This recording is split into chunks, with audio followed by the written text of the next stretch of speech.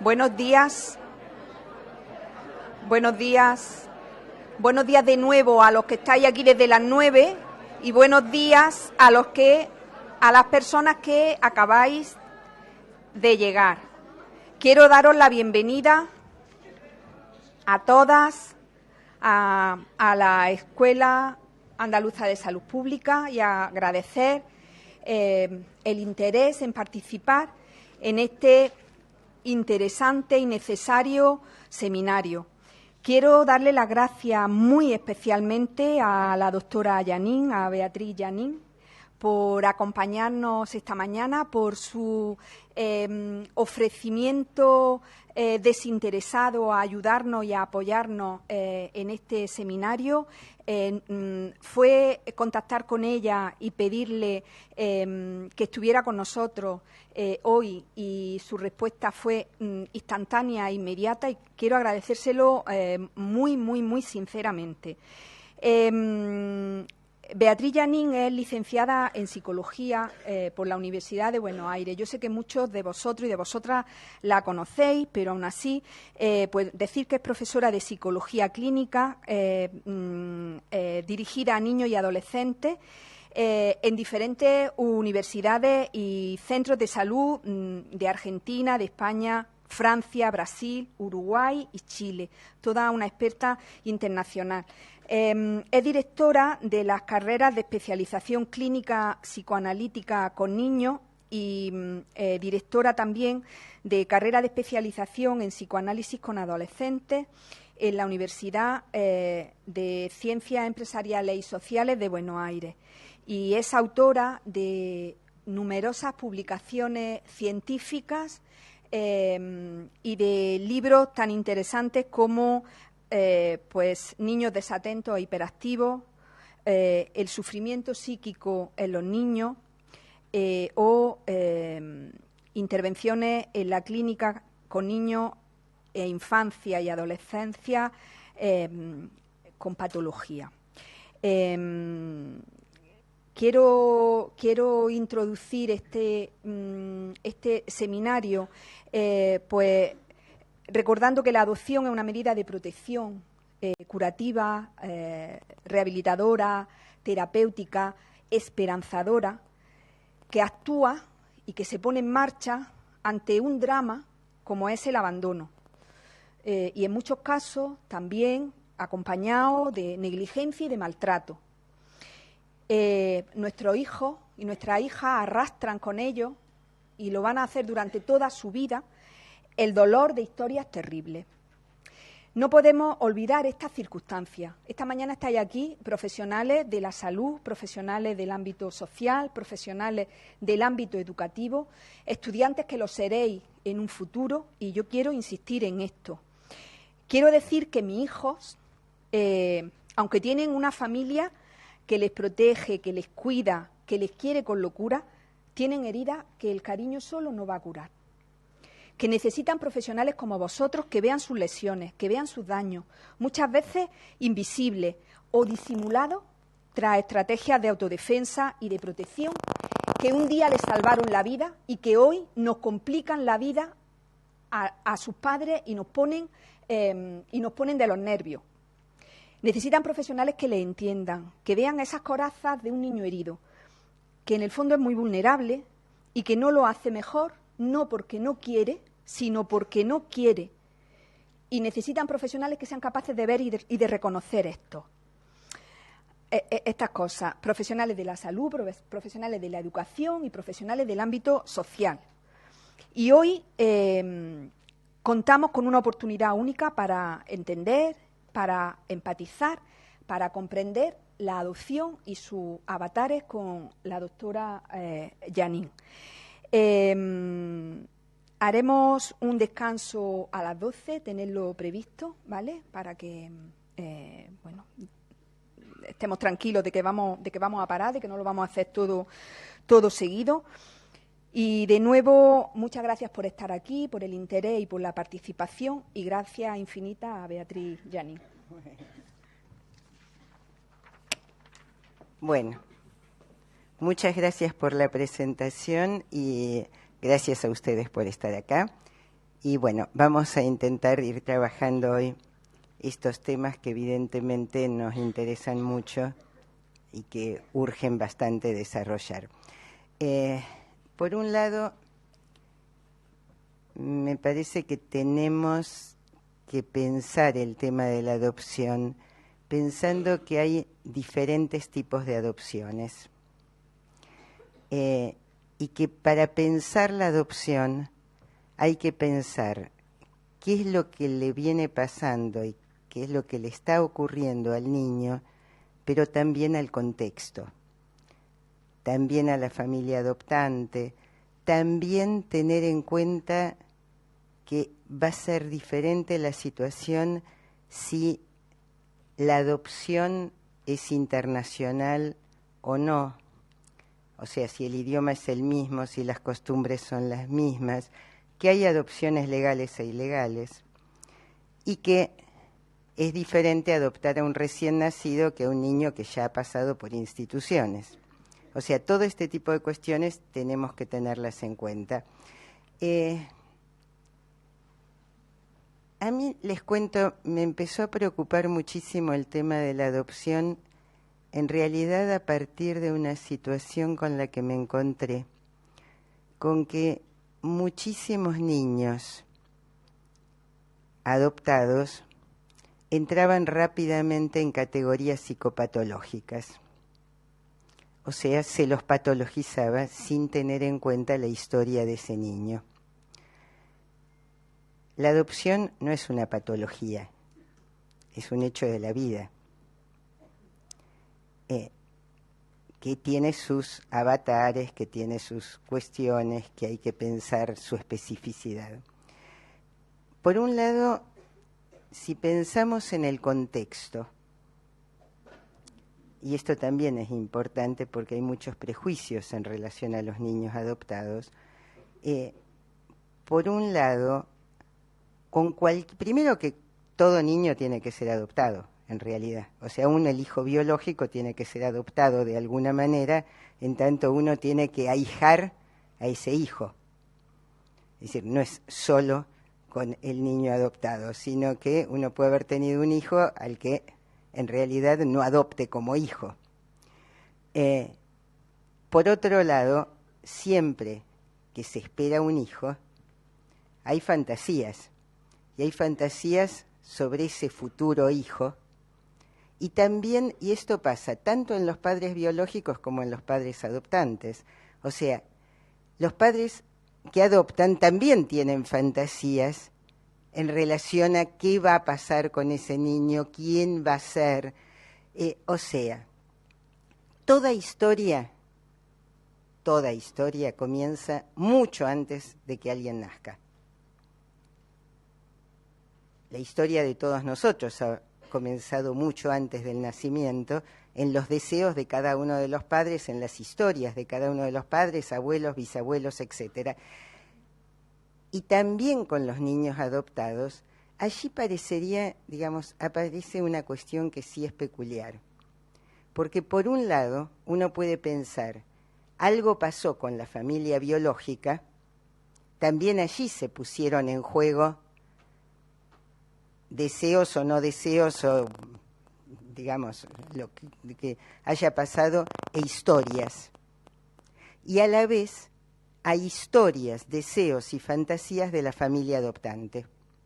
O sea, ese niño es acogido por esa familia a partir de una serie de, insisto, sueños, ideales, fantasías, temores, terrores, pero además él trae una historia que en general es desconocida.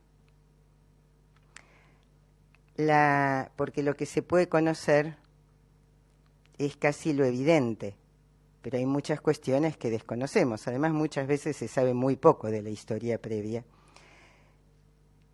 ¿Qué es lo que lleva a una familia o a una persona a adoptar?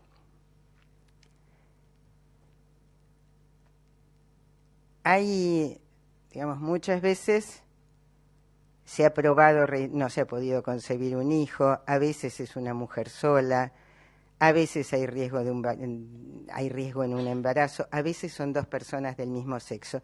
¿Por qué me importa esto? Porque insisto en que cuando se acoge a ese niño hay ya una historia en esa familia y hay angustias, hay temores y hay duelos a realizar. Entonces, hay alguien que llega con una historia previa, aunque sea muy pequeña, y se encuentra con una familia que tiene también una historia previa en relación a esto de un hijo. Entre otras cosas, uno podría decir, ambos, el niño y la familia adoptante, tienen que realizar duelos. Por otro lado, muchas veces en la familia, en el proceso mismo de la adopción, se producen angustias e interrogantes. Pensemos que el niño se va constituyendo. Todo niño es un psiquismo en constitución, o sea, ningún niño nace siendo ya de determinada manera. Todos hemos nacido con determinado funcionamiento pulsional, con cierta posibilidad de tener, con ciertas sensaciones, con, si quieren, cierto funcionamiento, digamos, impulsivo, obviamente, ciertos reflejos, pero a partir de esto hay un mundo que construir y una historia que construir. Y esa historia se va construyendo con otros. Todos nos hemos constituido en base al vínculo con otros, absolutamente todos.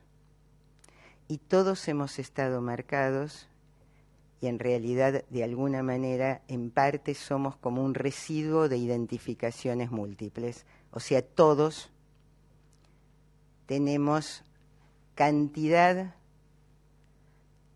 de otros metidos adentro nuestro, pedacitos de otros, digamos, que uno, bueno, podrá ir elaborándolos y todo eso. En realidad, uno podría decir que cuáles son las fantasías, qué es lo que va ocurriendo en todo ese transcurso durante toda la espera del hijo adoptivo, que esto pasa, insisto, también con un hijo biológico, va a marcar el vínculo. A ver, con cualquier niño, una mujer queda embarazada y tanto la mujer como supongamos que es una pareja heterosexual, digamos, bueno, ambos, aunque sean del mismo sexo, digamos, ambas, las dos personas van a entrar a fantasear cómo va a ser ese niño, si niño, niña, si de tales colores, si cómo va a ser, cómo va a reaccionar, digamos, uno lo piensa y fantasea con un hijo mucho antes de que nazca. Con un niño durante todo el proceso de la adopción también pasa esto. ¿Qué pasa? Hay una cuestión que es muy interesante al respecto, que se plantea, insisto, tanto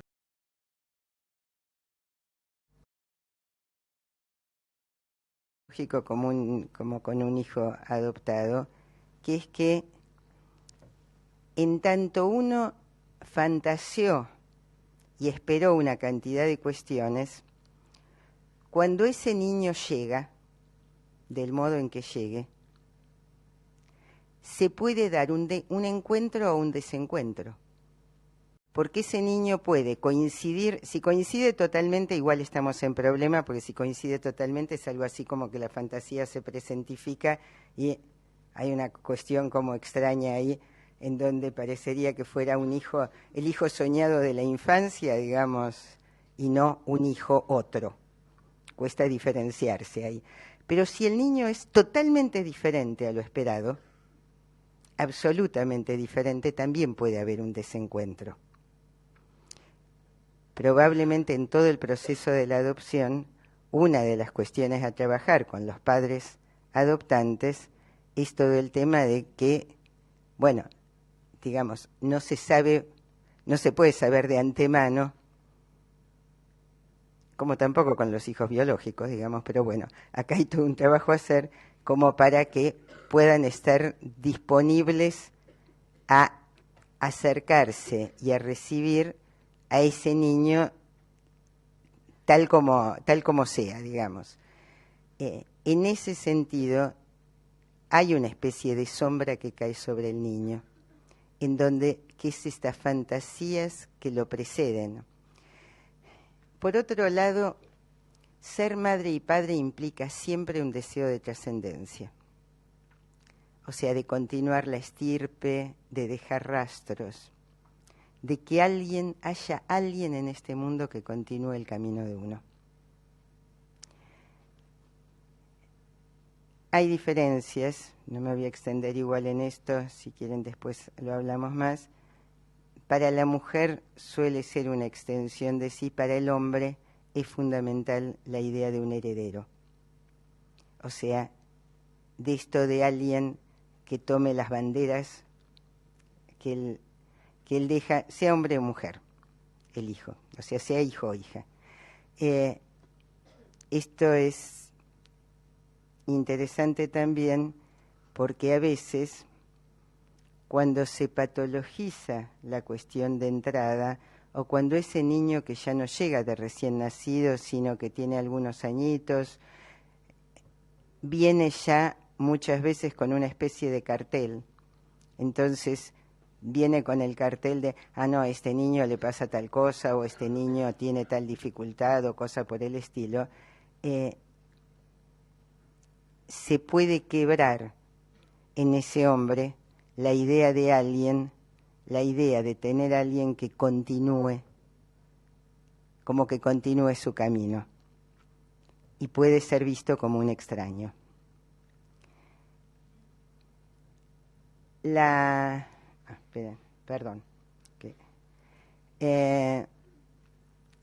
Entonces, por un lado, uno podría decir que cada mujer tiene una representación diferente de lo que es ser madre. A veces la maternidad es su mandato, cosa que creo que está dejando de ser. Digamos, durante mucho, mucho tiempo, bueno, tienen la historia de Sherma como, digamos, la maternidad era sí o sí, había que ser madre, y la mujer tenía, digamos, mujer y madre eran una sola cosa. Esto se está quebrando, afortunadamente, y la maternidad está pasando a ser una elección. Hay una diferencia entre la maternidad adoptiva y la maternidad biológica. Hay muchas diferencias, pero así como hay muchas similitudes y muchas cuestiones en las cuales es igual, pero hay una, y es que en la maternidad biológica, en tanto el niño sale del propio cuerpo, de entrada, a menos que, insisto, se produzca un desencuentro, que en general es muy complejo, sino ese niño es una extensión de uno, por lo menos durante un primer tiempo. Con el niño adoptado, el niño es otro de entrada.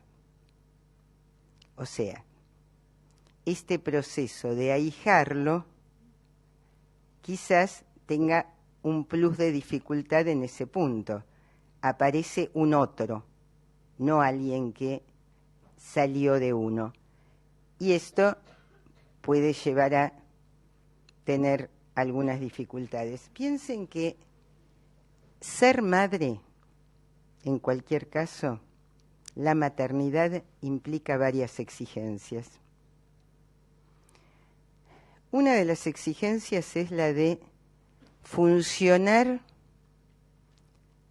como si fuera una segunda piel del niño, o sea, contenerlo. Una de las tareas de toda madre es hacerle como de continente al niño, como de cobijarlo. Por otro lado, otra de las tareas es una tarea particular que tiene que ver con algo que los psicoanalistas llamamos reverie, que lo explico ya, que es, cuando el niño llora y grita, una función materna fundamental es poder tomar ese grito, ese llanto, la pataleta, lo que fuera, pasarla por uno y devolverle otra cosa. ¿Se entiende? O sea, uno se encuentra a veces con mujeres que frente al grito del niño gritan. Allí no le están devolviendo otra cosa. O sea, es como si el niño lanzase elementos crudos y la función de la madre fuera tomar esos elementos crudos, pasarlos por ella, metabolizarlos ella y dárselos ya metabolizados, como ya digeridos al niño.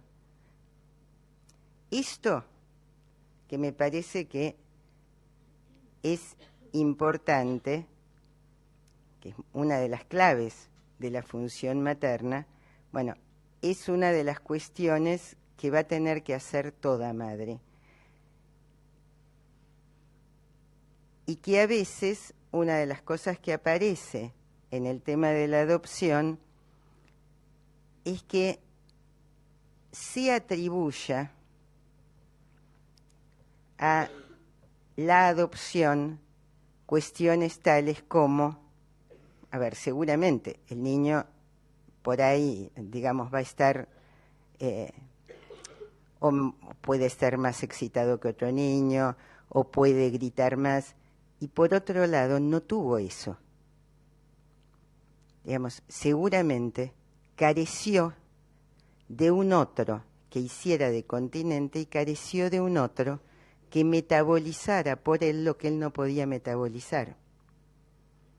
O sea que en ese sentido, la madre adoptante tiene como un trabajo extra, en el mismo trabajo que hace cualquier mamá, pero, digamos, probablemente tenga que sostenerlo más con un niño que no está habituado desde recién nacido a que esto sea así. Y por otro lado, yo decía antes que va a tener que elaborar el duelo de no haber tenido un hijo biológico. Y eso es un punto que va a tener que elaborar porque va a tener que ayudar a ese hijo a elaborar sus propios duelos, que tienen que ver más bien con no haber sido acogido por su familia biológica. A veces por haber pasado por instituciones, con lo cual hay niños que vienen con muchísimos cambios y que tienen que hacer varios duelos. Por otro lado, yo creo que hay una diferencia que los profesionales tendríamos que tener clara para poder transmitirla también. Y es que hay niños que han sido abandonados, pero hay niños que han sido dejados en instituciones. Y eso no es estrictamente un abandono. Eso es que alguien dijo, yo de esto no me puedo hacer cargo, y trató de que otro lo cuidase. Una cosa es un niño que es dejado en la calle. Para el niño, todos son abandonos. También la muerte de alguien es un abandono para un niño. pero es importante qué pasa con esto en el imaginario social, incluido nosotros, también como para ver qué es lo que se le transmite a él.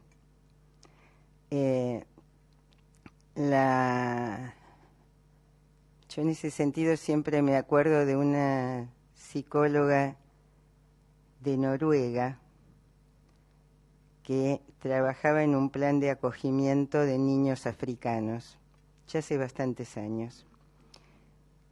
Y lo que ella decía era que eran niños que llegaban después de haber atravesado países solitos, haber sido violados, maltratados.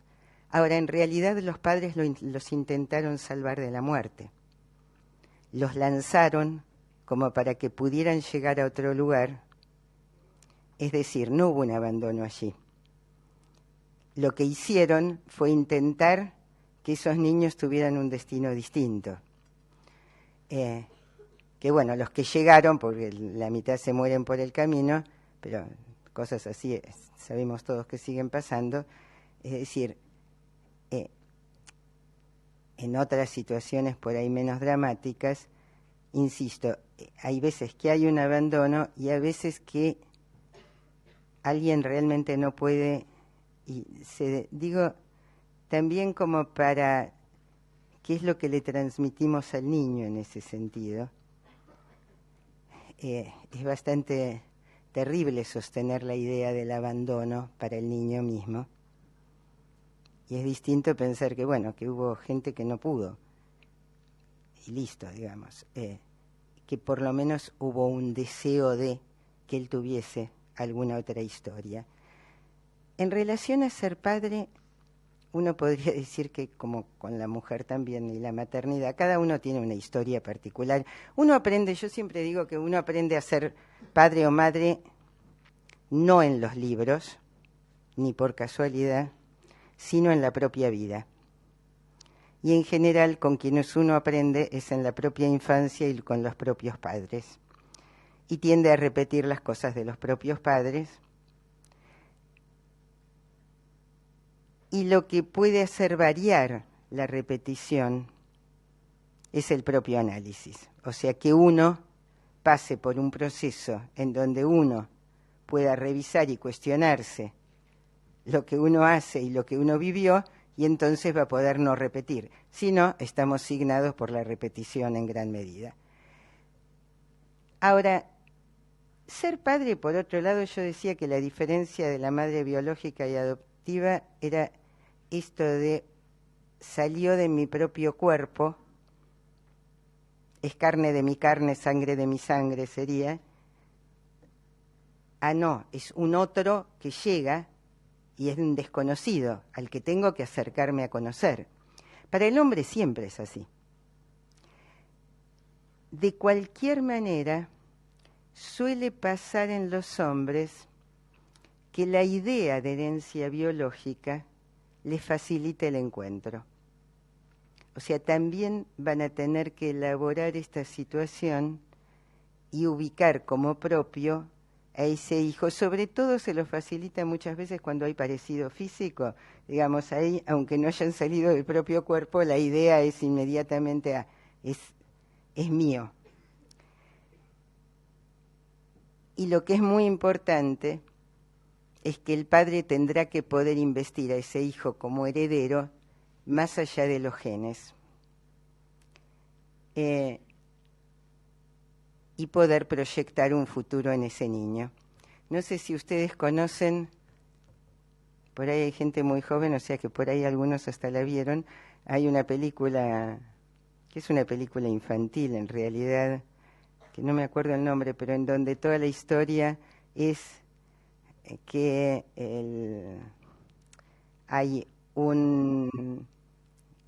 muere el rey y el que pensaba que era el hijo y va a subir al trono, se descubre que es adoptado.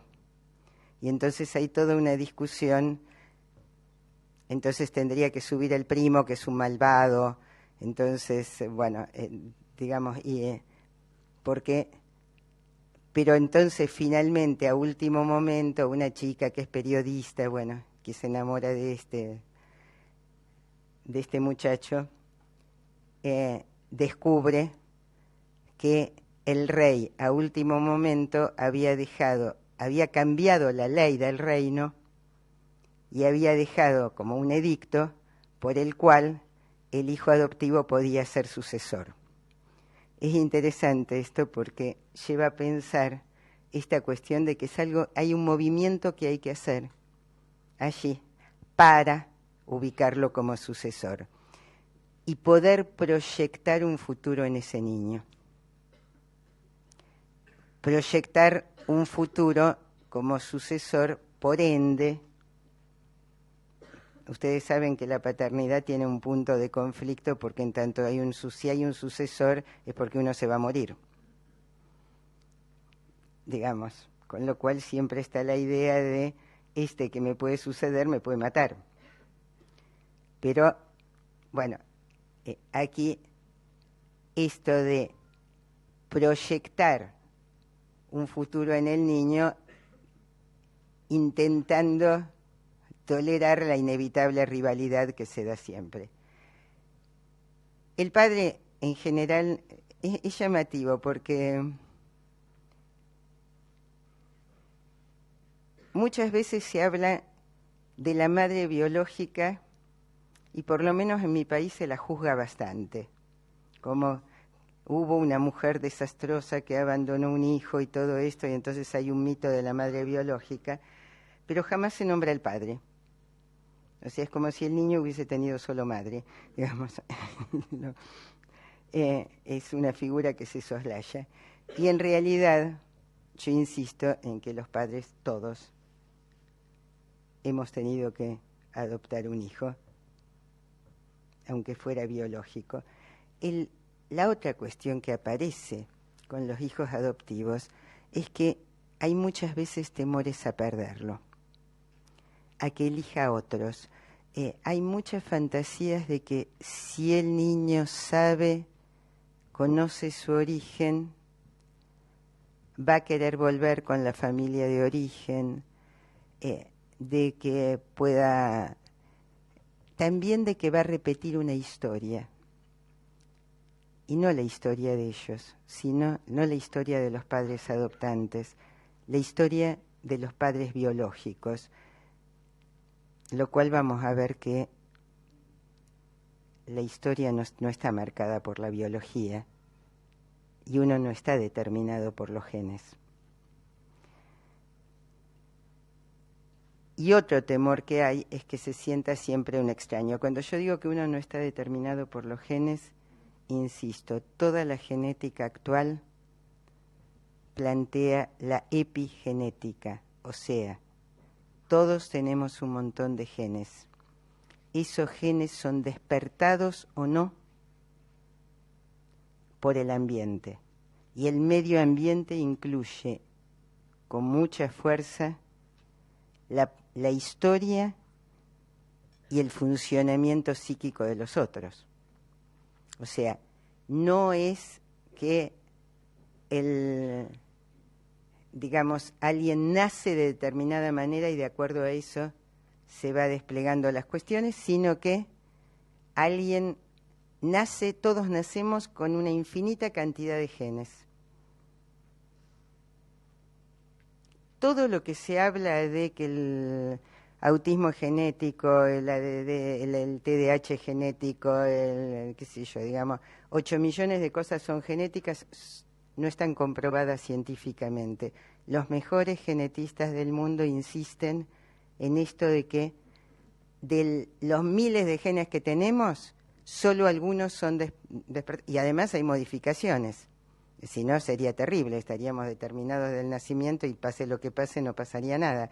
En realidad, uno se constituye en una historia. Y además, tenemos una ventaja con esto de la infancia, y es que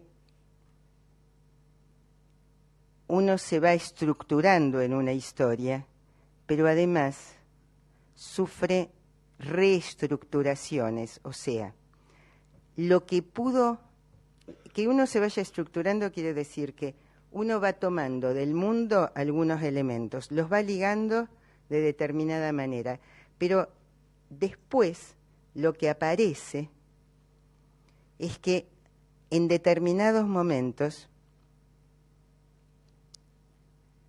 un momento privilegiado es el pasaje de la primera infancia a la niñez, otro momento privilegiado es la entrada a la adolescencia, pero en cada uno puede haber múltiples momentos, algo se reestructura.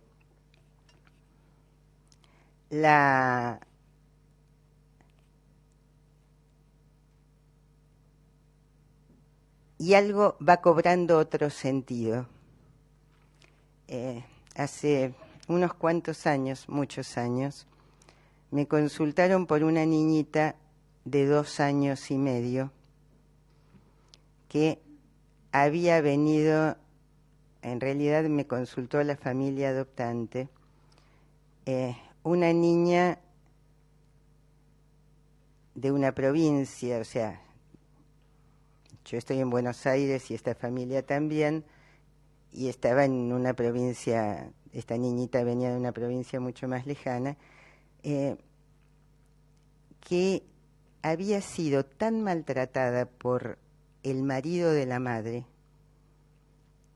que la habían tirado a un pozo, la habían quemado con cigarrillos, la habían tirado a un pozo, una de esas cosas horrorosas, digamos, de un maltrato espantoso que había sufrido esta criatura. Estaba tan mal que en el hospital le hacen varias intervenciones, pero un hospital de provincia pequeño, todo el hospital se enamora de esta niña.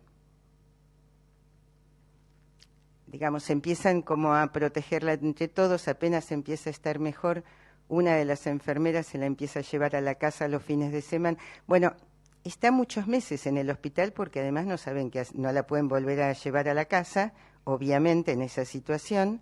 La madre no está dispuesta a separarse de ese hombre, con lo cual, bueno, y se empieza el trámite de adopción. Gente del hospital quiere tenerla, el juez no quiere sacarla del pueblo, del lugar, de la ciudad, del entorno, no sé qué.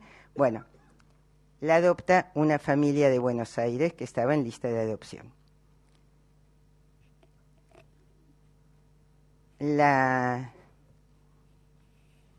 Yo la conocía de antes, por otras circunstancias, a la madre adoptiva, y al poco tiempo de adoptarla me llama porque en realidad quiere que los ayude a ellos en relación a esta niña. La niña no aparece como con dificultades, un poco lo que decía antes María Ángeles, había apelado a muchas defensas, pequeñita, pero a mí una cosa me llamó notoriamente la atención. Era muy pequeña y tenía muy buen nivel de juego. O sea, podía ser juego dramático. O sea, el juego con muñecos, el juego de escenas, podía escenificar situaciones siendo muy pequeñita. Les digo que entró a la consulta aferrada a la madre adoptiva, así, digamos, y evidentemente se había como adherido a ella. Esta mamá, con mucha conciencia, había decidido que en la medida en que gente que había esperado mucho para poder tener un hijo, había decidido que se tomaba todo el tiempo del mundo para estar con esta niña.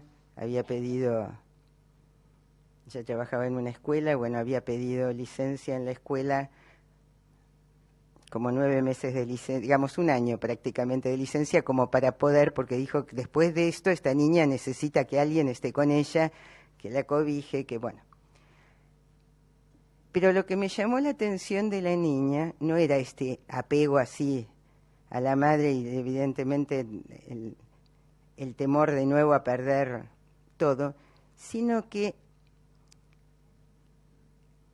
dramatizó con muñequitos Playmobil una situación en la cual un niño estaba muy mal y venía la ambulancia y los doctores sí lo salvaban. O sea, relató su propia historia, pero en donde además esto que uno podría pensar tuvo que haber sido a la vez muy terrible para ella, lo del hospital, entre las curaciones, operaciones. La niña estaba muy, muy mal cuando llegó. Ella, con 2 años, había armado ya una historia en la cual algo de esto lo había podido ligar positivamente, ¿se entiende? O sea, lo de que cualquier niño que sufre todas esas cosas viene aterrado y no quiere volver a ver a un médico nunca en su vida, esta niña parecía como lo contrario. Había tomado como que, por eso yo dije, bueno, acá todos se habían enamorado de ella. Evidentemente, si la hubiesen tratado sin haber armado esta escena súper amorosa entre todos, esto no hubiese sido así, aunque la hubiesen curado. Lo que me llamó la atención es que ella hubiese podido tomar eso. Eso también me hizo pensar que esta niña debía haber pasado quizás un primer tiempo con su madre biológica que no había sido tan malo. Y que después, muchas veces la violencia con los niños, el maltrato, empieza cuando los niños se empiezan a mover o empiezan a manifestar algo. Digamos, cuando empiezan a gatear, por ejemplo, cuando empiezan a caminar.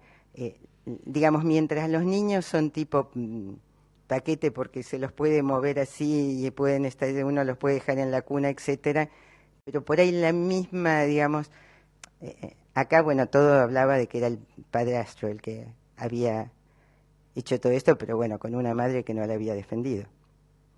O sea que ella también era maltratadora, obviamente. Pero algo debió haber pasado como para que esta niña pudiese tan rápidamente tomar lo bueno de una situación y relatarlo de esa manera. Fue realmente muy interesante y ya es una niña, debe tener esta niña cerca de 20 años, pero hay algo, digamos, y bueno, y se tuvo que trabajar mucho con estos padres y también como para que ellos pudieran soltarse, como para que ellos pudieran dar espacio, eso sí, bueno, por la historia de ellos, digamos, había que como ayudarlos a que pudieran ellos como desplegar mayor toda la cuestión lúdica de ellos mismos y ubicarse más en relación al placer con esta niña. El otro temor que aparece es a que se sienta siempre un extraño. Y a veces hay fantasías como de que uno lo tiene que salvar al niño, o que se ha apropiado de ese niño, o que se tiene que sacrificar por este niño. El sacrificio nunca es algo bueno porque, en definitiva, si uno se sacrifica por otro, se lo va a cobrar tarde o temprano y no es de lo mejor.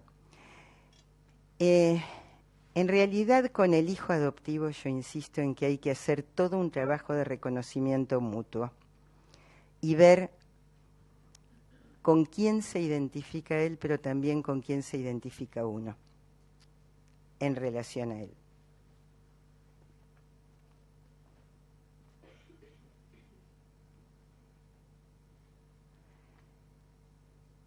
Otra cuestión que no sé cómo será aquí.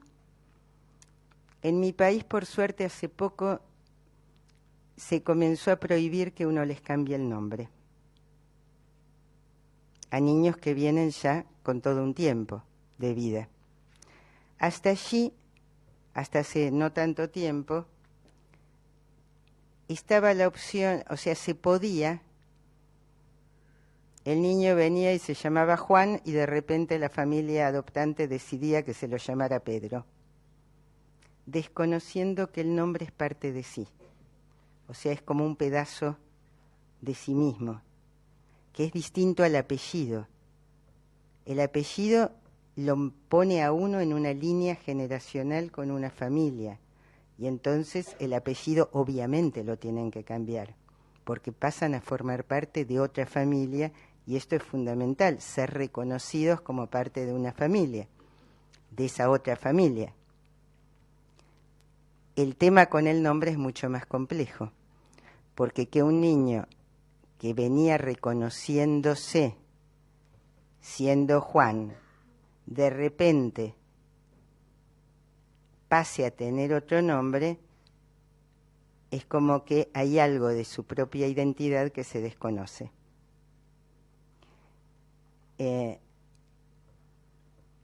Esto me enteré hace poquito, no sé cómo será acá esto, si está o no permitido, allá ahora no, pero hasta hace muy poco estaba. La otra cosa es que yo les decía que el niño se puede suponer habiendo sido rechazado o abandonado.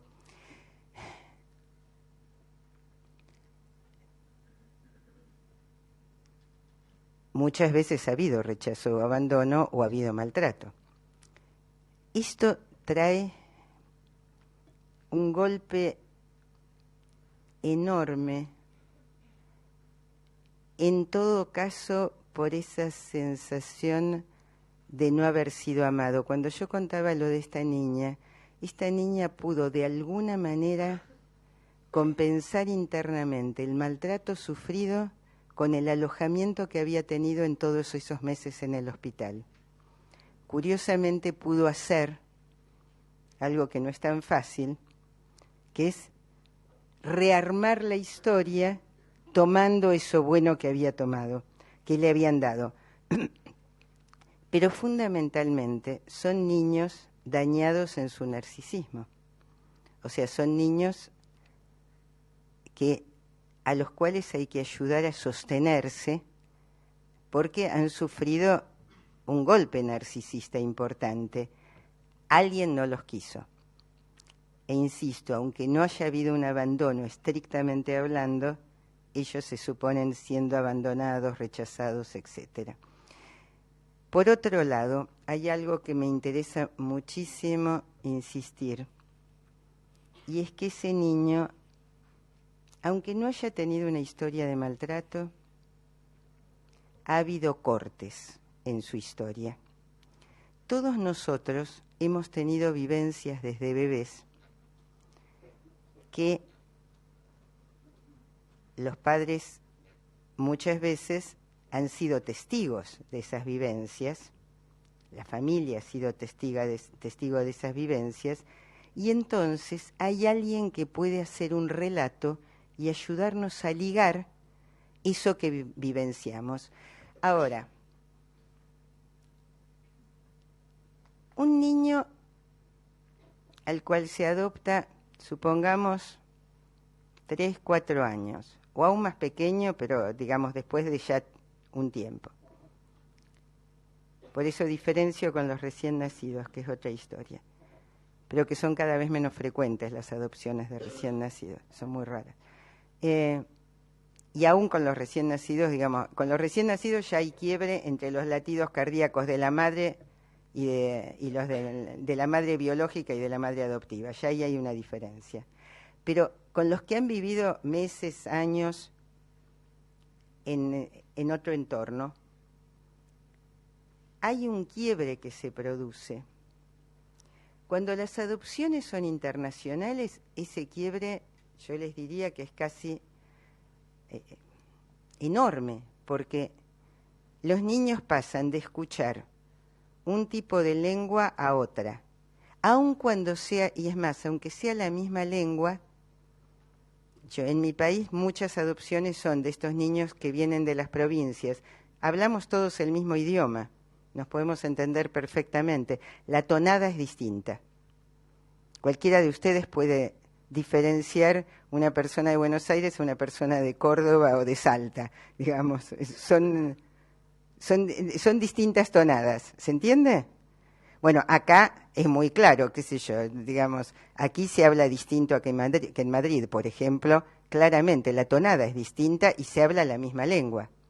Pensemos en niños que vienen de países donde además hablan otra lengua, pero no solo hablan otra lengua, los sabores son otros.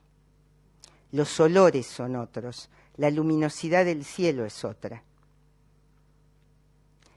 Si nosotros nos vamos constituyendo en base a percepciones, o sea, todo lo que entra en nosotros es en base a las percepciones, ¿no es cierto?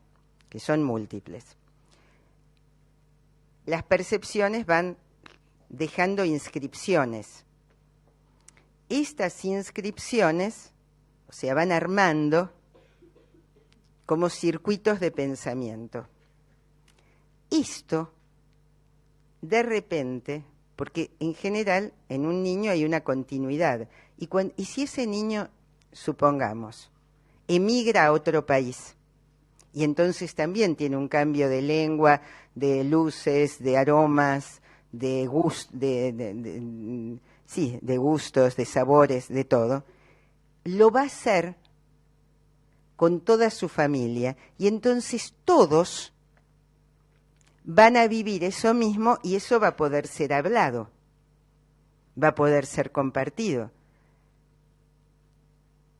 En estos casos que un niño se viene desde otro lado, el corte no es un corte que pueda ser acompañado, porque los padres adoptivos no vivieron eso mismo. Y no le pueden poner palabras a esto porque además lo desconocen. Con lo cual, este corte en las inscripciones, este corte va a requerir tiempo de elaboración, un tiempo extra que muchas veces no se tiene en cuenta cuando pensamos en estos niños. O sea, muchas veces se exige, por ejemplo, en el funcionamiento escolar, como si nada hubiese pasado.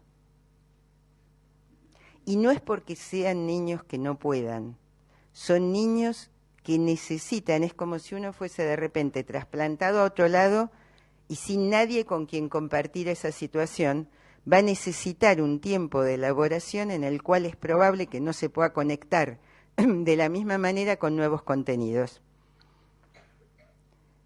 O sea, esto de que haya, o sea, son como cortes en la existencia, serían como cortes existenciales, bueno, que no es que vayan a traer un problema de por vida, ojo, pero sí pueden traerlo si nadie tiene en cuenta de que esto pasó. O sea, sí es importante que se los acompañe como para que puedan elaborar esas cuestiones disruptivas en su vida. En ese sentido, tanto los padres adoptantes, yo decía, más tienen trabajos extras. Dentro de esos trabajos extras es que van a tener que armar un encuentro con un otro que ha sufrido desencuentros. O sea, un niño que ha tenido desencuentros con otros. Yo no sé si ustedes han visto que esto es bastante frecuente. Los niños que han estado en instituciones, que han pasado por instituciones y que son adoptados por una familia, y por ahí son niños que ya tienen por ahí cierta edad, más de 6 años, digamos, y que tienen una actitud muy desafiante y que empiezan a pelearse por todo y a quebrar reglas. Y hay veces, yo creo que esto tiene que ver justamente con no haber hecho bien todo el proceso de acompañamiento de una familia previo a la adopción y durante la adopción. Allá por lo menos ocurre que hay familias que devuelven niños después de un tiempo, porque les resulta insoportable.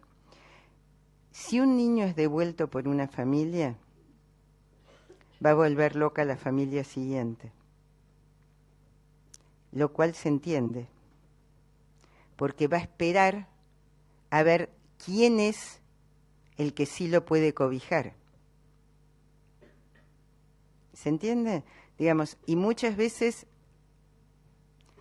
armó mucho lío con la primera porque viene de una historia muy difícil en donde, bueno, digamos, tuvo grandes desencuentros y nadie lo cobijó. Nadie hizo esa tarea de, bueno, frente al grito del niño, poder decir otra cosa, poder tomar lo que él trae, pero mediar y devolverle algo diferente, poder frente al desborde del niño poder contenerlo, poder entender que viene con una historia previa que no se puede desmentir y que hay que tomarla como parte de su historia.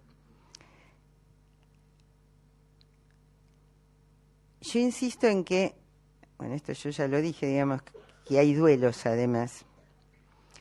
Y además, hay tiempos entre que ese niño fue engendrado y la adopción. Y en ese tiempo pasaron cosas. Esto, insisto, no quiere decir que eso marque toda la vida, porque por otro lado están las identificaciones posteriores con los padres adoptantes. O sea, alguien se va haciendo también en ese trayecto con la adopción. Porque si no pensamos que todo es por la historia previa, y no es todo por la historia previa, es por la historia previa y por la historia actual. En ese sentido, bueno, por lo menos en Argentina durante mucho tiempo se les ocultaba a los niños, sobre todo, por supuesto, se le podía ocultar mucho más fácilmente a los niños que eran niños adoptados con el nacimiento, pero se les ocultaba la adopción. Yo he conocido muchos niños a los que se les había ocultado la adopción y esto sí traía dificultades importantes porque por otro lado los niños saben. O sea, esto mismo de las discontinuidades cae como mucho más incomprensible si nadie además le dice que antes vivió otras cosas. No se puede entender. Y por otro lado, la verdad tiene que ver con el tema de poder armar historia, cosa que es fundamental, poder ir armando y transmitiendo una historia. Yo insisto en que no es lo biológico lo que marca es lo que uno fue vivenciando a lo largo de su vida. Y en ese sentido, el niño ha tenido vivencias con la familia biológica, en instituciones muchas veces y con alguna gente de las instituciones, con algunas personas, y va a tener además vivencias con la familia adoptante. Y en todas estas situaciones se va a identificar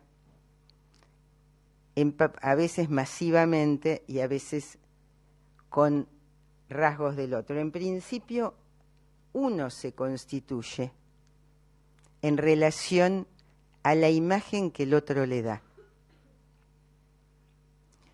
Si un niño llega con una representación de sí, como que él es un desastre, lo más probable es que funcione desastrosamente. Si un niño llega con una representación de sí, de que, a ver, yo podría pensar que la niñita esta de 2 años y medio se le había armado en el hospital alguna representación de sí que era unificadora por un lado, pero además alguna representación de que no solo ella era alguien entero y no era solo un cuerpo, porque la tomaron como alguien, no como un cuerpo, sino que además ella era una niñita maravillosa, algo de esto, o por lo menos amable, digamos, una niñita digna de ser amada. Porque en realidad se habían peleado por quedarse con esta niña, digamos, o sea que en esto evidentemente algo le pasó a la niña misma. O sea, también el niño se va a identificar, por un lado viene ya con un cúmulo de identificaciones, con aquello que los otros le han devuelto de él y también con cómo los otros eran.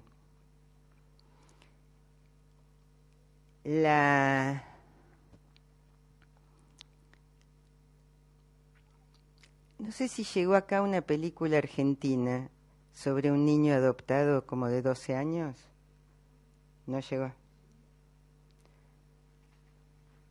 Bueno, después busco el nombre y se los paso porque no me acuerdo ahora el nombre. Es el nombre del niño, la película. Creo que Joel. Sí, creo que Joel.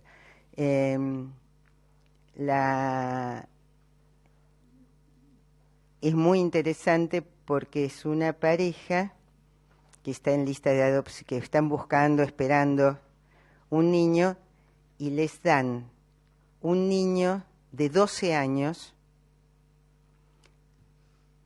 sí, creo que más o menos, o por ahí un poquito menos, supongamos, ahora, por ahí tendría 10 años, pero ahora estoy pensando que está en la escuela primaria, que viene de una historia muy terrible, en donde la madre, me acuerdo si se droga, bueno, algo así, bueno, lo tiene la abuela, pero la abuela se muere, entonces finalmente lo tiene un tío, pero que es un tío delincuente, el tío termina en la cárcel, y entonces el niño queda solo, y bueno, y ahí lo dan en adopción. Esta familia vive en un pueblito muy pequeñito, al cual llegaron hace poco, por el trabajo de él, y el niño, identificado con este tío delincuente, entra a contar en la escuela, para ser aceptado por los niños, entra a contar sus hazañas como delincuente. Él no era ningún delincuente, ni el tío lo había hecho delinquir a él, pero él sí estaba como al tanto de los delitos del tío y de que andaba armado, etcétera. Entonces él contaba lo del tío como si fuera propio, ¿se entiende? Bueno, se arma un revuelo bárbaro porque los padres de la escuela quieren que se lo eche a este niño. Y plantean que se lo eche porque es como un mal ejemplo. Los niños lo adoran. Y además están fascinados con los relatos de él. Y él se siente cada vez más importante, digamos, y supongo que, digamos, esto también lo lleva, bueno, a seguir contando sus hazañas y de que anda y de que supuestamente tiene un cuchillo, etcétera, etcétera. Bueno, todas estas cosas, pero en tanto, eso le da un lugar en el mundo. Es muy interesante para verla, sobre todo por los prejuicios en relación a la adopción. Porque es el contexto el que supone que ese niño es un niño terrible. Posiblemente si no hubiese sido un niño adoptado que llegaba ahí a una población pequeñita además, hubiesen pensado que era un niño que estaba fantaseando. Y le hubiesen podido dar otro lugar. En realidad ahí es interesante también porque la madre adoptante, que lo conoce hace poco además, y que en principio sí están muy sorprendidos porque ellos esperaban un niño pequeñito, por ahí no recién nacido, pero pequeñito, y les dan un niño mucho más grande, y con toda esta historia. Pero ella hace ahí un movimiento muy interesante porque ella se juega en una defensa del niño, en donde es claro que ella lo ahijó ahí. O sea, que ella se asume como madre de este niño. ¿Se entiende? Es muy interesante en ese sentido la película, porque también eso le puede cambiar al niño la imagen que tiene de sí mismo. El que haya alguien que lo mire de otra manera. También los niños, insisto, se identifican no solo con la mirada que reciben del otro, sino con rasgos del otro o con el funcionamiento del otro. Los niños también, digamos, uno lo ve esto en cualquier niño, con una mamá o un papá deprimidos, puede ser que se identifiquen con los padres deprimidos. También puede ser que les salten en la cabeza como para despertarlos y entonces les dicen que es TDAH. Pero bueno, las dos cosas son posibles. El no tener la misma carga genética con la adopción, en realidad lleva a una cuestión muy interesante, que es que si siempre la pertenencia a una familia se construye, uno forma parte de una familia no solo porque nació en esa familia, sino porque tiene una historia con esta familia, pero acá, al no corresponder la biología con esta historia, se tiene que construir en base al discurso. O sea, es en el discurso de los otros en donde el niño tiene que aparecer como integrante de la familia. Y esto pasa también con los niños que nacen de gametas o de óvulos ajenos, digamos. Enseguida aparece esta idea de, si no se parece. Yo tengo pacientes que han nacido de inseminaciones con óvulos y espermatozoide ajenos, con las dos cosas ajenas. Por ahí mujeres solas que han decidido tener un hijo, no confiaban en sus propios óvulos y hicieron la inseminación con todo diferente. Y mucha gente les dice, o los niños le pueden decir a las niñas, si son adoptados, porque son absolutamente diferentes físicamente, ¿se entiende? Igual es curioso, porque en algunos casos de adopción uno tiene la impresión de que son idénticos. Y esto no pasa de nuevo por lo biológico, pasa por lo gestual y pasa por el orden de las identificaciones. Uno se puede parecer mucho a otro, al que no se parece nada físicamente, pero tiene la misma sonrisa, la misma mirada, digamos, hay cuestiones gestuales que llevan a ciertos parecidos. Es fundamental en ese sentido que los padres adoptantes sostengan en el discurso a ese hijo como tal. Y esto sí puede implicar también todo un trabajo extra, en estos trabajos extras de los que estamos hablando. Por eso además es importante que las familias adoptantes sean acompañadas.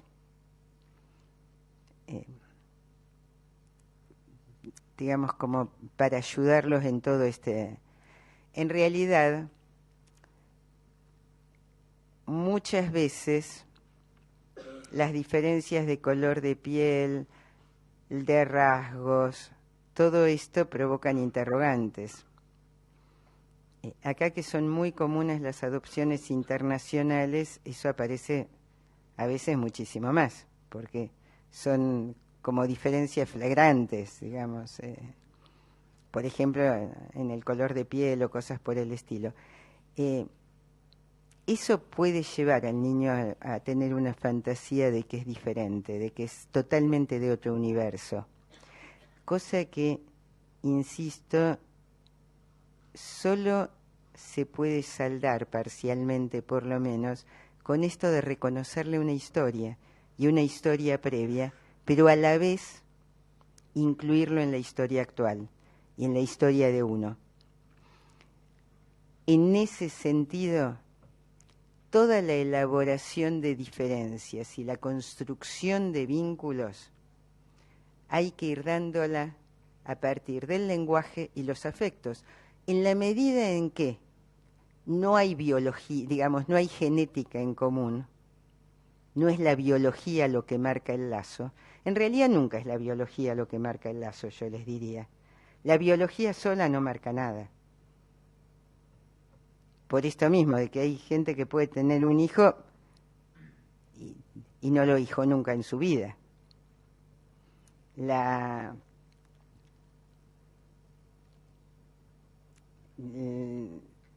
No pudo ahijarlo por diferentes motivos, por lo que fuera, no estaba en condiciones psíquicas de hacerlo, o materiales o lo que fuera, pero siempre hay que ahijar a ese hijo porque va más allá de lo biológico. En estos casos es solo el lenguaje y los afectos lo que va a sostener el vínculo. Y me parece que ahí hay una cuestión que es clave y tiene que ver con el posicionamiento de los padres adoptantes como padres. Me pasó una vez cuando trabajaba con padres adoptantes en una charla, que una de las mamás, hablando de su hija adolescente, decía, claro, pero es que quizás ella quiera ir a ver a su madre, porque ella habla de su madre como de que seguramente sería mejor que yo, una hija adolescente, que siempre va a pensar que uno es un desastre, digamos, no se necesita que sea adoptada para que piense que uno es un desastre. Entonces, pero esta mujer hablaba de su madre, se entiende, como de la madre de su hija. Entonces, en un momento dado yo le dije, digo, pero la madre eres tú, no es otra. Esto es lo que ella no había podido hacer. Cuando ella lo planteaba así, era ella la que estaba sin darse cuenta y con la mejor intención del mundo, pero expulsando a su hija del contexto familiar, de su familia. Digamos, uno puede ser diferente físicamente, pero poder tomar cosas del otro en muchos aspectos. Y ser ubicado en una línea generacional y en una historia, cuando uno le relata, digamos, a ver, en las familias adoptivas hay que tomar la historia que el niño trae, pero además hay que incluir al niño en la historia de esa familia. O sea, como con cualquier niño hay que relatarle las historias familiares y las historias de bisabuelos. Esto se hace poco ahora con todos los niños, a mí me preocupa, porque a los niños les encantan las historias familiares y se cuentan pocas historias. Y esto nos está trayendo otro tipo de problemas, que son problemas con el lenguaje, porque se les habla poco y se historiza poco. Pero a los niños, cuando uno les empieza a contar qué pasó con los bisabuelos y los abuelos y digamos, y qué fue haciendo, les encanta. Digamos, pueden pasarse horas escuchando ese tipo de cosas. Con los niños adoptados también, porque es la manera, a través del lenguaje y de la historia, de incluirlos en esta nueva familia y de darles un entorno en donde esa historia no pasa por lo genético, esa historia va a ser también su historia.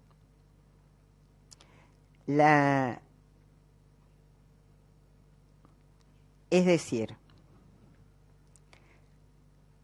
ubicar al otro como hijo es fundamental y para el niño tiene que advenir hijo de esa familia. La familia de origen suele funcionar como una especie de sombra para todos, muchas veces como algo así como un temor a por ahí en Argentina, que en general son las adopciones casi todas, es muy raro que haya una adopción internacional, pero como insisto, no son nunca del mismo lugar, sino que suelen ser de las provincias más pobres del país, en realidad. Entonces, está la fantasía todo el tiempo de que van a ir a buscar a los padres biológicos y que se van a querer quedar con ellos, etcétera. Todos los casos que yo he conocido de gente que siendo ya más grande ha ido a buscarlos para conocerlos o para saber de qué contexto vinieron. Jamás se quedaron con ellos. Siguieron reconociendo a los padres adoptantes como padres, ¿entiende? Este es un temor que a veces hace que se cercene la historia o que se produzcan prohibiciones, pero porque es una sombra para uno, como una especie de cuestión que anda girando por ahí. La otra cosa que hay que pensar en esto del contexto, que me parece que es importante, hay una autora que es Eva Giberti, una autora argentina que ha escrito mucho sobre adopción, y ella lo que plantea es que hay todo este tema de los prejuicios, y que uno de los prejuicios que existe es en relación a la escolaridad. O sea que muchas veces se supone que un niño adoptado va a tener problemas por ser adoptado. Y ahí ya le estamos nosotros enchufando problemas al niño. Y además se supone, no por la historia, que sí la historia, insisto, implica un trabajo extra, sino por una especie de herencia negativa, y que entonces va a tener problemas de aprendizaje. Es más, hay gente que supone que van a aparecer problemas de aprendizaje. ¿Vieron así como pasa muchas veces con los niños cuyos padres se han divorciado, que la gente está esperando a ver cuándo hace síntoma o cuándo tiene un problema y que puede tenerlo, no tenerlo, tendría que elaborarlo, etcétera? Pero bueno, digamos, son avatares de la vida que va a tener que elaborar y que implican un trabajo extra, pero no es en sí una cuestión de que lo vaya a llevar necesariamente a que tenga alguna cuestión de fracaso. Esto me parece que es importante tenerlo en cuenta, porque en tanto hay una cuestión como de estar esperando que algo pase, ese niño queda mirado muchas veces por el contexto y sobre todo por la escuela como un niño que podría llegar a ser problemático. Y esto es algo que tenemos que desarmar, porque podría o no, digamos, como cualquiera. Se crea entonces como una idea de que hay una transmisión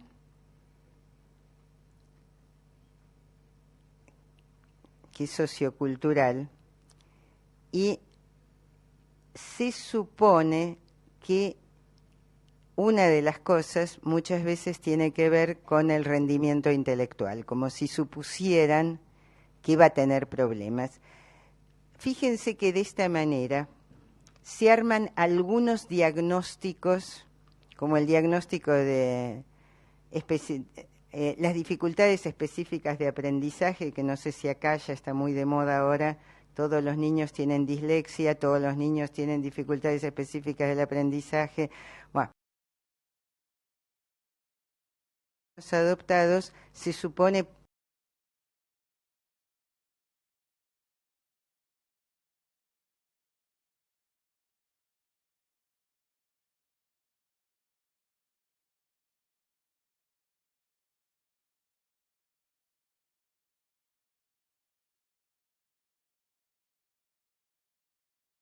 brillantes, pero cuando se les había contado. Y niños que tienen respuestas. Niños particularmente brillantes porque lo que hacen es lo que pasa con muchos niños que tienen familias complejas, lo que le pasó a muchos genios de la humanidad, entre ellos a Freud, esto de tener familias tan complicadas, en Freud porque el padre se volvió a casar con una mujer que tenía más o menos la edad de su hijo mayor y con ella tuvo hijos y lo tuvo a Freud. Entonces, bueno, tenía que armar toda una situación en su cabeza de familia compleja. De tener un hermano que era casi de la edad de un padre habitualmente, bueno, todo esto. Pero muchos niños tienen que investigar un montón y eso los lleva a aprender más. Hay otros, insisto, sí puede aparecer cuando hay preguntas prohibidas, esto en cualquier caso. Cuando uno no puede preguntar sobre algo, termina obturando las preguntas sobre todo. Y para aprender lo más importante es querer saber. Lo más importante para poder aprender es sostener preguntas. Mucho más importante que cualquier otra cosa. Lo que mueve el aprendizaje es el deseo de saber. Si el deseo de saber queda obturado, porque uno siente que si pregunta algo está dañando al otro, o el otro se descoloca, o se enoja o se pone triste, aunque no le diga que no pregunte, si el niño capta esto va a dejar de preguntar. Y allí pueden aparecer problemas de aprendizaje. También el niño puede quedar identificado con padres biológicos a los que supone con dificultades de aprendizaje, pero esto no por la biología, sino por algo de su representación. Yo soy diferente, digamos, serían los niños que dicen, yo soy diferente y entonces no voy a poder hacer lo que mis padres adoptivos sí hacen, porque yo soy diferente a ellos. O sea, allí hay una falla en la identificación con estos padres. Esto aparece mucho cuando los padres adoptivos son profesionales, son gente que ha tenido cierto despliegue y el niño siente que él no puede.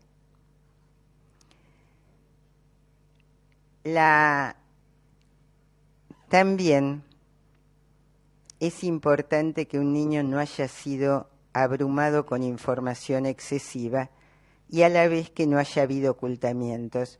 Con esto de la información excesiva me acordaba recién de una de estas niñas que han nacido de óvulo donado y gameta donada, etcétera, que la madre le explicó todo, desde pequeñita. Pero le explicó algo muy complejo, porque la adopción es fácil de explicar, o más o menos fácil. Pero esto de que alguien nazca por inseminación artificial no es así de fácil, es muy abstracto. Entonces, ella me dice, a ver, yo quiero entender cómo nací, cómo fue que me tuvo mi mamá a mí sin un papá.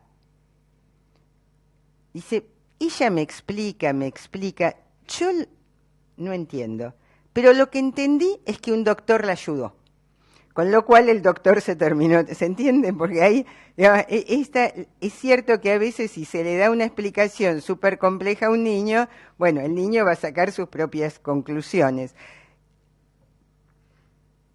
Pero en esto es importante, por eso, no abrumarlo con explicaciones,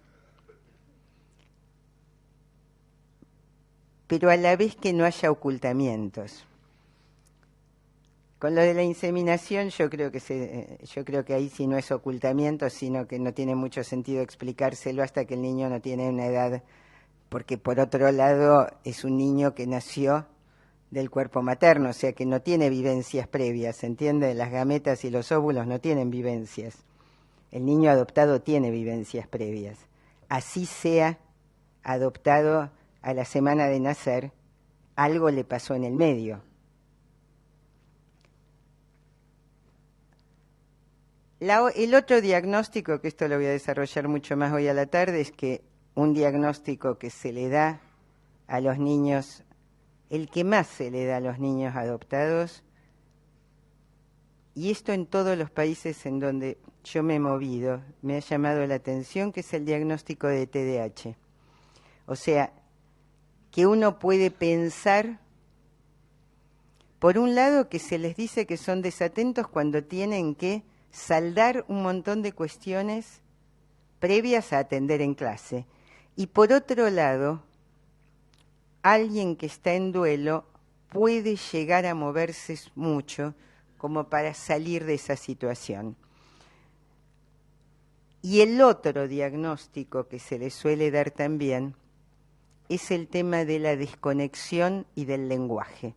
O sea, hay niños a los cuales les cuesta conectarse y hablar, entran en retracción, porque tienen que pasar un tiempo de ir haciendo este proceso, que algunos pueden hacer muy rápido y otros no, en general muy rápido ninguno, que es de ir elaborando todo lo vivenciado y ubicarse en esta situación novedosa, para la cual tienen que ir como ligando parte de lo que vivieron antes. Piensen que yo insisto en esto de continuidad y discontinuidad, porque las vivencias que uno tuvo de bebé, que uno no recuerda seguramente, pero se ligaron a otras vivencias en la medida en que fue habiendo como una cuestión en donde se iban dando cuestiones que tenían que ver unas con otras. Por eso yo les digo, desde los olores, los sabores, la luz, todo, y el contacto con otros, la voz de otro, hubo una continuidad. Con estos niños hubo discontinuidades, con lo cual rearmar esa historia y transformar eso en una historia propia es un esfuerzo extra importantísimo. Y es un trabajo intelectual, si quieren, no intelectual de filosofía, sino intelectual interno, de poder ir ligando y armando aquello que no es que ya viene armado, porque se va desplegando, sino que se despliega algo, se corta, supongamos, un niño que estuvo en en la familia biológica el tiempo que haya sido, de ahí a una institución el tiempo que haya sido, y de ahí a la familia adopta, y a veces pasan primero por una familia acogida, después digamos, o sea, hay sucesivas cuestiones que lo llevan a que hay un montón de cambios. En todo caso, la conexión, el hilo conductor, tienen que armarlo ellos mismos. Y en ese sentido sí van a necesitar ayuda o acompañamiento. Y creo que sobre todo una idea del contexto, de que esto es así, de que van a necesitar, insisto, aunque no haya habido maltrato en ningún lugar. El maltrato, si quieren, o la violencia, está en esos cambios sucesivos, que pueden ser mucho mejores para el niño e indispensables. O sea, puede ser imprescindible que esto pase así, pero de cualquier manera hay una violencia. Es como si uno lo sacasen de un lugar, lo pusieran en otro y después en otro. Bueno, no es nada sencillo. Cuando yo hablo de los niños grandes, hablo de los niños que quizás en este momento sean la mayoría de las adopciones, que son niños de más de 2 años. O sea, niños que ya traen un montón de historia y que además no pueden poner en palabras lo vivenciado porque no tuvieron palabras para esto. Entonces allí es cierto que hay algo de lo traumático que tienen que poder desplegar y elaborar. Y me parece que esto es clave. Yo decía antes que hay niños a los que se devuelve. No sé si eso pasa aquí. Sí. A mí siempre me pareció una cosa sorprendente y siempre lo pensé y lo digo cuando trabajo con equipos de adopción, así a nivel estatal. Les digo que yo creo que esto puede tener discusión, pero yo creo que si una familia toma a un niño en adopción, pero después lo devuelve, no está en condiciones de adoptar a un niño. Porque, digamos, si uno tiene un hijo, no lo puede devolver. no es un objeto. Y por otro lado, estos niños vienen de historias de rechazos y van a repetir cada vez más esas historias de rechazos. Lo más probable es que provoquen el rechazo justamente en esta cuestión en donde suponen, a ver, si alguien supone que va a ser rechazado, entra en la escena a pelear de entrada. El otro es enemigo. Revertir eso es todo un trabajo y un esfuerzo muy grande.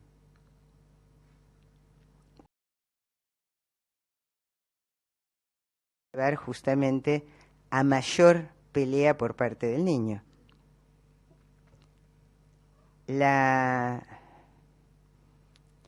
Y por otro lado, se le confirma una fantasía de todo niño, que es que va a ser, que de nuevo va a ser abandonado.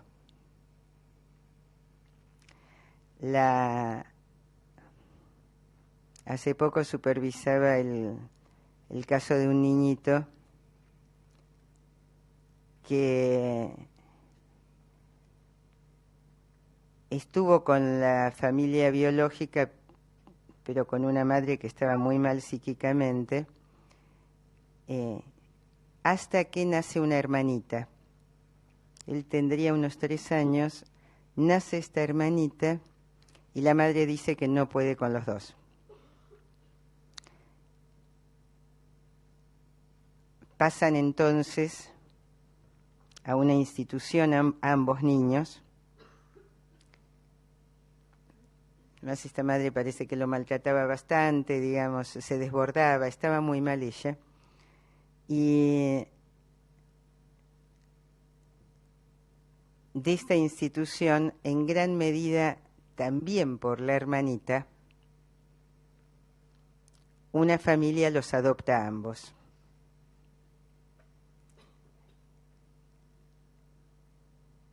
Y él es uno de estos niños que se porta todo el tiempo bien, pero se porta todo el tiempo bien temiendo que lo vuelvan a abandonar o que lo saquen de esta familia.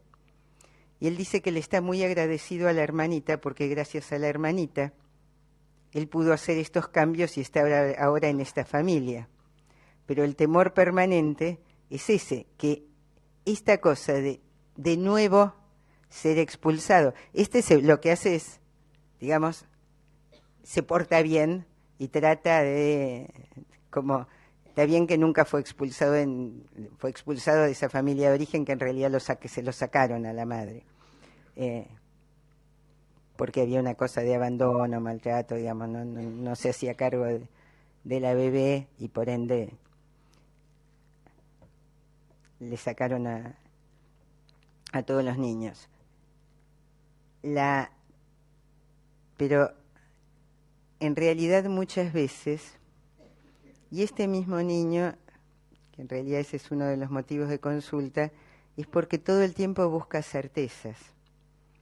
Es decir, se pone en una posición en donde por un lado es un niñito que se porta bien, pero por otro lado está todo el tiempo como esperando a ver cuál es la respuesta de los otros. Con lo cual tampoco le va demasiado bien en la escuela ni ninguna de esas cosas porque está todo el tiempo atento a esto de me quieren, no me quieren, el mundo me acepta, no me acepta. Y hay en ese sentido, en muchos niños, busca una certeza en relación al vínculo. Hay muchos niños que lo que hacen es atacar el vínculo, en tanto lo viven como una reproducción de historias ya vividas.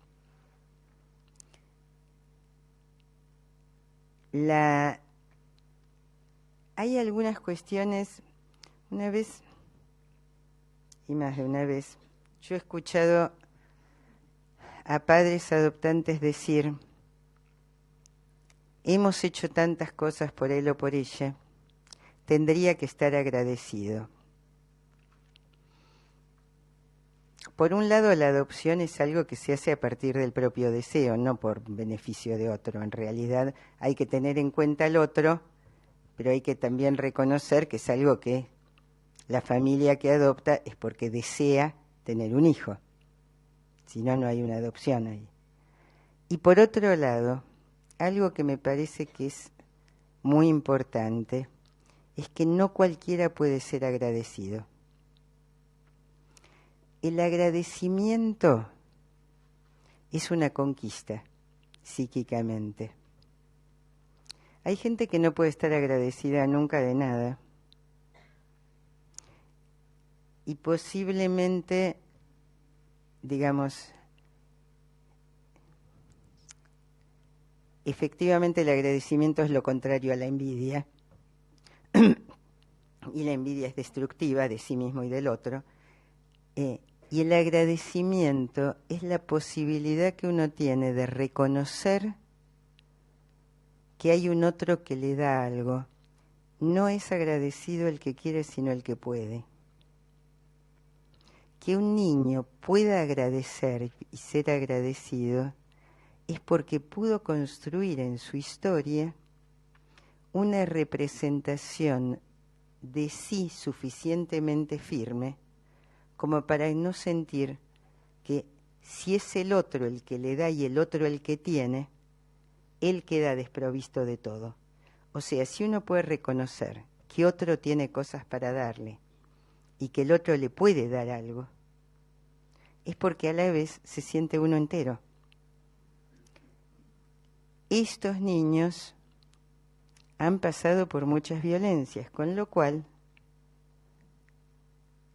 por eso les digo, a mí me sorprendía de esta chiquita de 2 años y medio la posibilidad de agradecimiento que tenía, porque si bien no hablaba de agradecimiento, era una nena chiquitita, apenas hablaba, pero el poder jugar a qué buenos que eran los doctores era que ella había incorporado allí lo bueno de la situación de una manera notable. Muchos de estos niños es muy difícil que estén agradecidos. A veces, ojo, los hijos biológicos tampoco. Primero que los padres no pueden esperar el agradecimiento de los hijos nunca. Ni de los biológicos, ni de los adoptivos, ni nada. Cuando son grandes, qué sé yo. Uno puede esperar cuando uno es viejo que los hijos estén un poco agradecidos, pero, digamos, mientras son chicos, no. Los chicos, en realidad es una relación. La relación padres-hijos es una relación asimétrica toda la vida, digamos. No, así como, miren, la mayor muestra de asimetría que hay es que uno, tenga la edad que tenga, supone que la casa de los padres es de uno, pero uno no le da, salvo, qué sé yo, alguna situación, pero si no, uno no supone que la casa de uno es de los padres. Eso es así, digamos.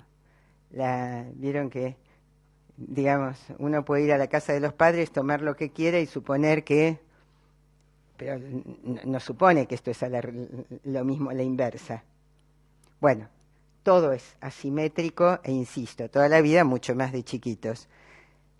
El lío acá que se arma es que cuando lo que aparece es esto de lo que hicimos por él o por ella, yo creo que hay una dificultad en los padres para ahijar al otro. En realidad, uno con todos los hijos, insisto, biológicos, adoptivos, lo que sea, supone que los hijos se van a enojar con uno, que le van a decir que no lo quieren más, que prefieren tener otra mamá, otro papá, que uno es un desastre, que es el peor de los padres, que, digamos, todas esas cosas, y que esto, y es muy difícil que un nene diga, ay, gracias por todo lo que me das, por ahí se lo dice al tío, a la tía, qué sé yo, a otros. Algo que también escuché en los niños que fueron adoptados en instituciones es la idea de me tuvo lástima. Y esto también es un problema, porque ni los niños tienen que estar agradecidos, ni la adopción es algo que se hace como sacrificio hacia el otro, ni como acto benéfico. En realidad, insisto, es algo que se hace por deseo. En todo caso, es el deseo de tener un hijo lo que lleva a la adopción. Por ende, si quieren, hay un beneficio mutuo del niño y de los padres, y un trabajo mutuo. En realidad, cuando se adopta un niño grande, muchas veces, sobre todo cuando ya es más grande, digamos, cuando es un niño de arriba de 8 años, digamos, esto implica resignificar también toda una cuestión, porque de alguna manera se tiene que renunciar a la función propia de la crianza temprana. Y allí hay una renuncia importante en los padres. Y se hace mucho más evidente la presencia de todo lo otro, de toda esa historia, en los recuerdos del niño. O sea, iba a haber que darle lugar a todo eso. Bueno, de esto hablé. Lo que no dije es que en las adopciones internacionales también está el acervo cultural, las tradiciones, la historia transgeneracional de un pueblo, todo lo que ese niño ha mamado hasta el momento en que... Pero esto no quiere decir, ojo, porque algo que a mí me ha preocupado en un momento dado es que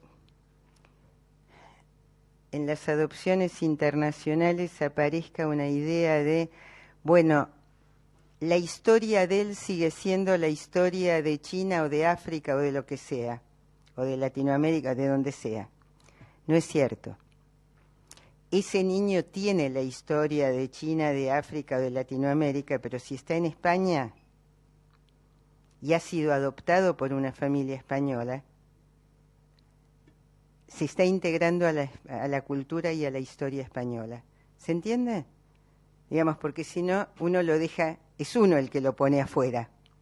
Más allá de que tenga que reconocerle que, bueno, que viene con toda una historia diferente, pero viene con una historia diferente, pero además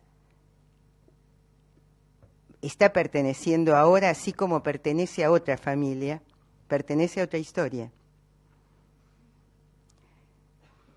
Y la otra cosa, ya por último y antes de tomarnos un descanso, es que me parece que todo esto que yo decía recién se juega muchas veces en la adolescencia. O sea, hay veces, nosotros sabemos, todos ustedes lo deben saber, aunque sea si no recuerden la propia adolescencia, en la adolescencia uno se pelea con los padres y fantasea con tener otra familia. Y esto es universal. Hay veces que se confunden las dificultades propias de la adolescencia con las dificultades de la adopción. Yo creo que es un momento difícil y clave para los padres adoptivos entender que ese hijo está transcurriendo la adolescencia, más allá de la adopción. Y entonces que cuando dice, me voy a ir de casa, apenas tenga momento para irme, me voy a ir y no los voy a ver más, y ustedes son un desastre y ojalá me hubiesen dejado con quien está, como sea, no es por la adopción, es por la adolescencia en donde el niño toma, o el adolescente toma, digamos, recursos de esto de la adopción, pero que lo diría de otra manera si fuera un hijo biológico, pero lo diría también. Pues yo creo que no debe haber nadie que no se haya enfrentado, bueno, o sea, a mí me preocupan más los adolescentes que no se enfrentan con los padres durante la adolescencia que los que se enfrentan, honestamente. Digamos, los adolescentes que parecen como sí, portándose bien toda la adolescencia, en general me preocupan bastante, porque ahí hay como una desmentida, una desestimación del devenir adolescente, no se separan nunca. Tienen que separarse. El lío para los padres adoptivos es que sentir que el hijo se quiere separar es como si se quebrase el vínculo. Y para esto, insisto, hay que como plantarse mucho en, di lo que quieras, nosotros somos tus padres, listo. ¿Se entiende?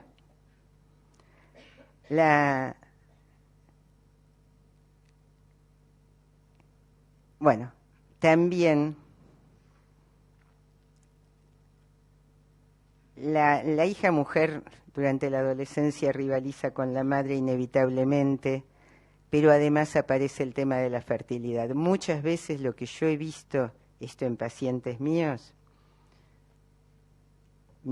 en realidad, son las madres que, como esas niñas fueron hijas biológicas de una adolescente, suponen que se pueden quedar embarazada esa niña de adolescente, como si esto fuera biológico. Y por otro lado, el tema de, para la niña, si el ser fértil supone como una diferencia que puede ser como vivida como una ruptura con la madre adoptiva. Y como si sí se quedaran como prendidos e identificados con la madre biológica. Es decir, ¿qué identificación, sí, digamos, con la madre de los orígenes puede haber ahí? ¿Qué temores hay en la familia en relación a esto? Y yo insisto en la importancia de ubicar a ese hijo como hijo y ubicarlo en el discurso como hijo propio, pero a la vez con las diferencias. O sea, esa adolescente podrá gestar a un hijo sin por eso dejar de ser hija de esa madre. Y por otro lado, seguramente en la adolescencia se van a incrementar las preguntas sobre el origen. Y todo el tema de la sexualidad y la idea de la reproducción van a cobrar una nueva importancia, y esto también hay que tenerlo en cuenta.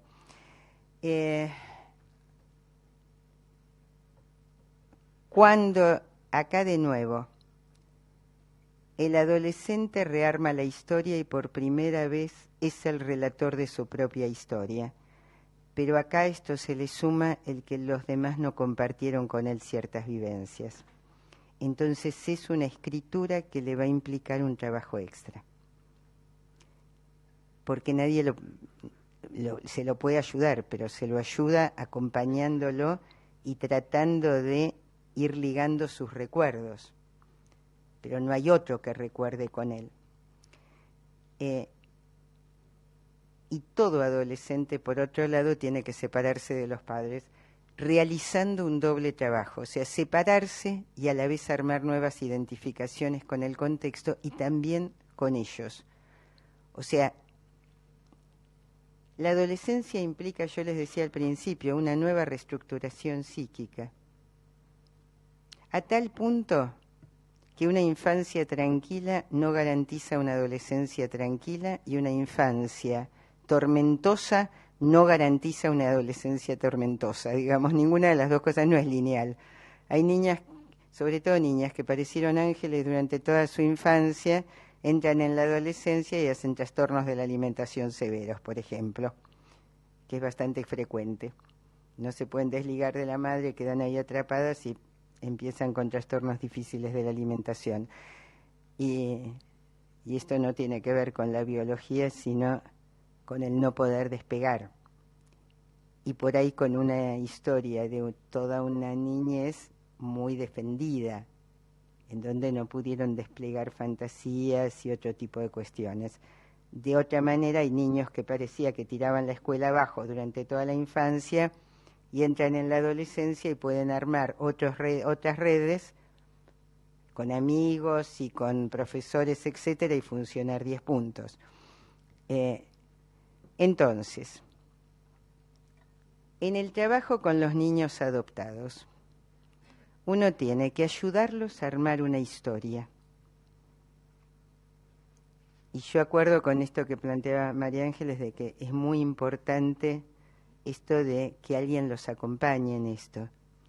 Hay que escuchar la ambivalencia. Todos los vínculos son ambivalentes y los niños adoptados también son ambivalentes con respecto a los padres. No hay que esperar que solo los amen, porque ningún niño solo ama a los padres, como uno no ama solamente a nadie. Uno ama y odia a la gente, y hay momentos, en general, digamos, con los vínculos, mejores vínculos son cuando predomina el amor, pero algo de odio hay siempre, digamos. No es que haya vínculos que sean todos como todo puro amor, como nos quieren hacer creer muchas veces con esta cosa de sé positivo y ama todo el tiempo, que es un verso absurdo. Es imposible eso. Bueno, los niños son ambivalentes.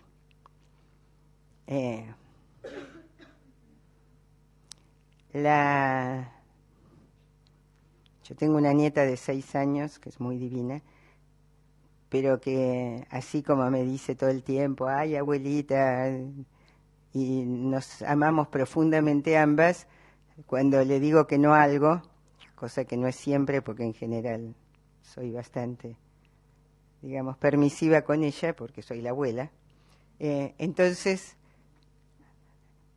me puede llegar a decir, sos la peor abuela del mundo y no te quiero más y no voy a volver a venir nunca más en la vida a tu casa y cosas por el estilo. Y bueno, digamos, en esos momentos me puede llegar a mirar con unas caras en donde de amor nada, digamos. Pero esto es así. ¿Se entiende? Digamos, así son los vínculos humanos y así en todos los vínculos humanos.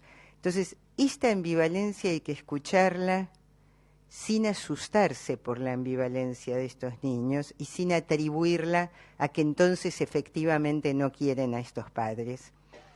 Y por otro lado, tener en cuenta esto que decíamos en cuanto al corte del origen. O sea que algo se ha ido cortando. Por otro lado, yo creo que hay que trabajar mucho con los padres adoptantes, no solo con los niños. Hay que acompañarlos, no se los puede dejar solos. Hay que escucharlos, hay que ir acompañando en los duelos, hay que hablar de las fantasías previas que tuvieron a la adopción y hay que hablar del temor al futuro del niño. Porque muchas veces aparecen fantasías en relación a esto. Algo que es importantísimo es pensar que la adopción no es patología. O sea, no es que el niño necesariamente, al niño va a haber que acompañarlo necesariamente. Eso no quiere decir que ese niño vaya a tener una patología, ni mucho menos. No se puede confundir sufrimiento psíquico con patología de por vida. Son niños que tienen sufrimiento psíquico, sí, pero esto no implica que haya una patología para siempre. Y en todo caso, lo que hay que hacer es ayudarlo a ir construyendo nuevos encuentros, o sea, a elaborar desencuentros, pero para que puedan ir construyendo nuevos encuentros. Bueno, hasta acá hablé yo, ahora nos tomamos hasta las 1:30, pienso, de recreíto, si quieren tomar algo, y seguimos. Yo puedo seguir hablando, pero si no, me gustaría que ustedes traigan preguntas, si las quieren pensar en esta media hora, y trabajamos juntos.